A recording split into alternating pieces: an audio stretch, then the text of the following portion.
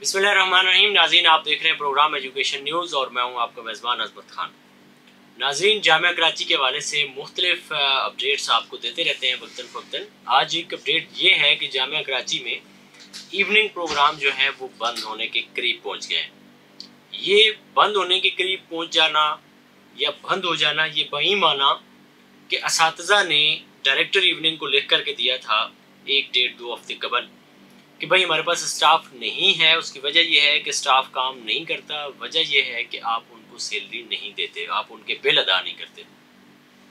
उसके बाद फिर ये हुआ कि इवनिंग के जो डायरेक्टर है इमरान सदीकी साहब, वो उन डिपार्टमेंट्स में गए और उनको यकीन दहानी कराई कि आप काम शुरू करें, पढ़ाना शुरू करें, लैब लेना शुरू करें, आपको इवनिंग के बिल की अब शिकायत नहीं मिलेगी।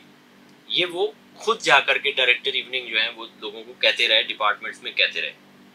फिर उसके बाद जब ये चेयरपर्सन से खुद डायरेक्टर इवनिंग जाकर के मिले कि आप अपने डिपार्टमेंट में सरगर्मियाँ शुरू करें और हम आपको बिल अदा करेंगे, तो उसके बाद फिर ये हुआ कि कुछ डिपार्टमेंट्स की जानिब से मज़ीद शिकायत सामने आने लगी कि वहाँ भी इसी तरह की सूरत हाल है। वो भी लोग देखा देखी ये करने लगे कि हमारे भी प्रोग्राम, इवनिंग के प्रोग्राम जो है वो हम बंद करेंगे क्योंकि हमें बिल अदा नहीं किए जाते।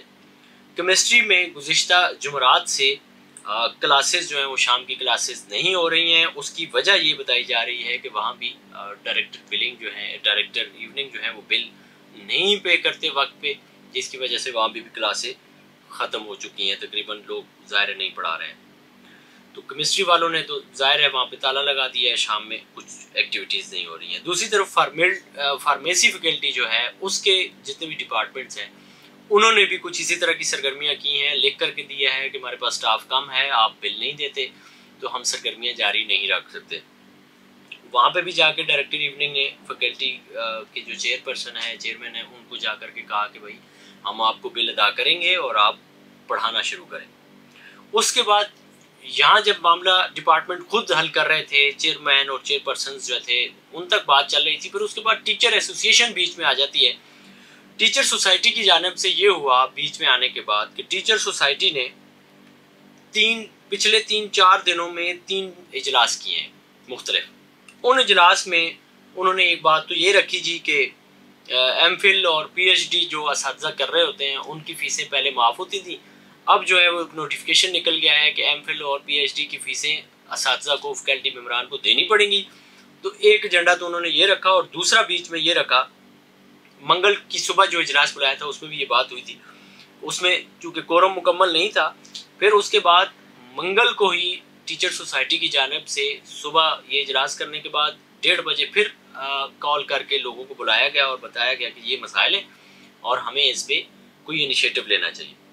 तो ज़ाहिर है फिर ये लोग 1:30 बजे जमा हुए। फिर उसके बाद ये वाइस चांसलर साहब के पास चले गए। वाइस चांसलर को इन्होंने बताया कि भाई ये मामला है, एक तो ये बिलिंग का मामला है, दूसरा मामला ये है कि ये एमफिल और पीएचडी की जो फीसेस का मामला है ये।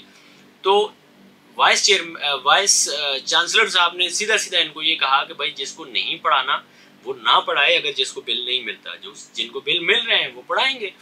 एक बात तो उन्होंने क्लियर कर दी। दूसरा वाइस चांसलर साहब ने ये कहा कि भाई ये जो एमफिल और पीएचडी का मामला है इसको मैं सिंडिकेट में ले जाऊंगा, सिंडिकेट में जो भी फैसला हुआ उसको देखा जाएगा। अब यहाँ पे फिर एक मामला यू टर्न की तरफ जाता है। वो ये जाता है कि अशरफ कमाल साहब हैं, ये अप्लाइड केमिस्ट्री के हैं। इनको वाइस चांसलर साहब ने बुलाया डीन साइंस के ऑफिस में और इनको कहा कि भाई आपने ये जो मामला आपका चल रहा है कि आप क्लासेस नहीं लेंगे, ये क्या मामला है। इन्होंने कहा भाई ये मामला है, लोग नहीं पढ़ाना चाह रहे, लोग इसलिए नहीं पढ़ाना चाह रहे कि उनको पता है कि पढ़ाने का फ़ायदा कोई नहीं है, क्लासें लेने का फ़ायदा कोई नहीं है, लैब कराने का फ़ायदा कोई नहीं है, कि बिल उनको मिलने नहीं है। और इस महंगाई के दौर में अगर एक अपने हक हलाल की मेहनत को वसूल करते हुए नहीं देख सकता कि उसको मेहनत नहीं मिल रही, उसका मुआवजा उसको नहीं मिल रहा, तो वो इस पार्ट टाइम में कोई और काम कर लेगा, कोई और चीज़ देख लेगा वो, ताकि उसको कुछ अर्निंग तो हो कम अज़ कम। तो अशरफ कमाल साहब ने कहा जी कि ऐसा मुमकिन नहीं है, ये लोग तो ये बात कर रहे हैं। तो उससे फिर इस्तीफ़ा मांगा गया। उसको कहा कि पहले तो दबे अल्फाज में कहा गया कि अच्छा आप ऐसे करते हैं तो आप इस्तीफ़ा क्यों नहीं दे देते, यानी कि उनको थोड़ा सा इश्तिहाल दिलाने की कोशिश की गई। फिर उसके बाद भी उन्होंने कहा जी मैं नहीं देता इस्तीफ़ा इस तरह, अगर आपने निकालना है तो वैसे ही निकाल दें आप मुझे। तो उन्होंने इस्तीफ़ा नहीं दिया। उसके बाद अशरफ कमाल साहब ने यही वाली बात ला करके टीचर सोसाइटी को बता दी कि जी जामिया कराची की इंतज़ामिया ने मुझे इस तरह से वहाँ पे डीन साइंस के ऑफिस में बुलाया और वाइस चांसलर साहब भी मौजूद थे और मुझे ये बात कही गई। अब ये बात जब टीचर सोसाइटी के इजलास में आती है तो पहले से ज़ाहिर एक मामला गर्म था और मज़ीद हो गया जी कि ये धमकियाँ दी जा रही हैं लोगों को और ये हो रहा है और वो हो रहा है।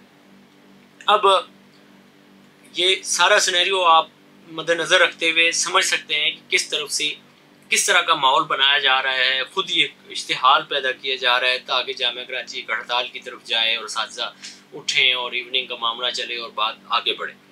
अब उसके बाद ये हुआ कि अप्लाइड इकनॉमिक्स रिसर्च सेंटर जो है AERC, इस सेंटर के 6 असातिज़ा ने, अच्छा इससे पहले आपको ये बात बताएं कि जब भी कोई जनरल बॉडी का इजलास बुलाया जाता है तो उसके लिए पहले लोग मुतालबा करते हैं कि जी ये होना चाहिए और उसकी एक ख़ास लिमिट है कि कितनी हद तक लोग मुतालबा करेंगे तो जनरल बॉडी का इजलास बुलाया जाएगा। अब टीचर सोसाइटी को लोगों ने कहा भाई इतने सारे मसाइल हैं हमारे, इनको हल करना है तो आप एक इजलास बुलाएं। उन्होंने कहा जी ठीक है, लोग मुतालबा करें।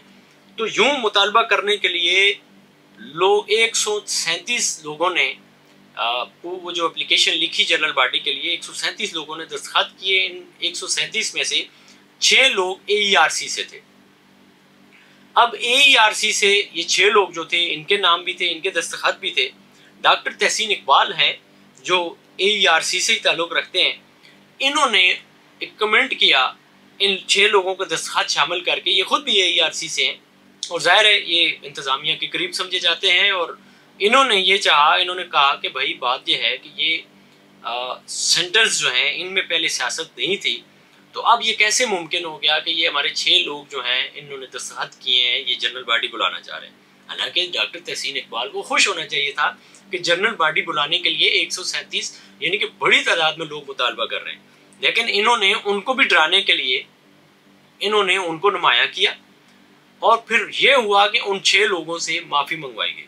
वो भी बाकायदा ऑन रिकॉर्ड है कि उन 6 लोगों ने फिर माफ़ी मांगी जी कि हमें जो है ये हमने गलती की है। और उन्होंने बाकायदा बल्कि क्या कि डॉक्टर नूरीन जो हैं, नूरीन मुजाहिद जो AERC की डायरेक्टर हैं, वो ज़ाहिर वाइस चांसलर साहब के करीब हैं और इंतज़ामिया के करीब समझी जाती हैं। उन्होंने बाकायदा इन 6 लोगों को बुला करके इनसे कहा जी कि आप माफ़ीनामा लिखो। फिर इन बेचारे 6 लोगों ने जो अपने हक़ की आवाज़ बुलंद करना चाहते थे, इन्होंने माफ़ीनामा लिखा है। अब चूँकि जनरल बॉडी का इजलास होना है और उसमें टीचर सोसाइटी के जो लोग हैं जो वोट लेकर के आए हुए हैं, इनसे ज़ाहिर है लोग सवाल भी करेंगे कि ये वाला इशू था इस पर आप नहीं बोले, ये वाला इशू था आप नहीं बोले, ये वाला इशू था आप इस पर नहीं बोले। तो टीचर सोसाइटी ने ये किया कि अब इवनिंग के जो प्रोग्राम है इसको ज़ाहिर एक जेन्युइन इशू है, इसको सामने रख करके टीचर सोसाइटी ने अब आज से यानी कि जुमरात से इवनिंग की क्लासेस ताहुक्म सानी या अनटिल मतलब लिमिट कोई नहीं है इसकी कि कब तक ये एहतजाज इनका जारी रहेगा, प्रोटेस्ट जारी रहेगा जामिया कराची में, कब तक जो है वो इवनिंग की क्लासेस नहीं होंगी और बच्चों का ये जो पढ़ाई अभी शुरू हुई, सेमेस्टर अभी शुरू हुआ, इसका नुकसान होता रहेगा। इस बारे में टीचर सोसाइटी फ़िलहाल खामोश है और इंतज़ामिया भी खामोश है कि क्या होता है आने वाले दिनों में। अब ज़ाहिर टैग के लोग मुतालबा कर रहे हैं कि ये जनरल बॉडी और उसमें ये बात हो, लेकिन बज़ाहिर ये लगता है कि इंतज़ामिया की तरफ से अपने लोग बीच में शामिल करके टीचर सोसाइटी में फूट डाली जा रही है। अब ज़ाहिर है एक तरफ टीचर सोसाइटी के साथ लोग आ रहे हैं और दूसरी तरफ जो है वो उनसे टीचर सोसाइटी के ही लोग जो हैं वो उनसे माफ़ी मंगवा रहे हैं। तो तीसरी तरफ से टीचर सोसाइटी के ही लोग जो हैं वो मुतालबा कर रहे हैं कि जनरल बॉडी का इजलास हो। तो आप समझ सकते हैं कि टीचर सोसाइटी के अंदर एक दफ़ा फिर फूट डालने की भरपूर कोशिश की जा रही है, जिसको मेरे ख्याल में उनको समझना होगा। लेकिन साथ साथ ये भी ज़रूरी है कि इनके मुतालबात पूरे हों, इवनिंग बिल इनको मिले, मुतालबा इनका बिल्कुल जेन्युइन और दुरुस्त है। इसी के साथ अपने मेज़बान अज़मत खान को दीजिए इजाज़त, आने के बाद।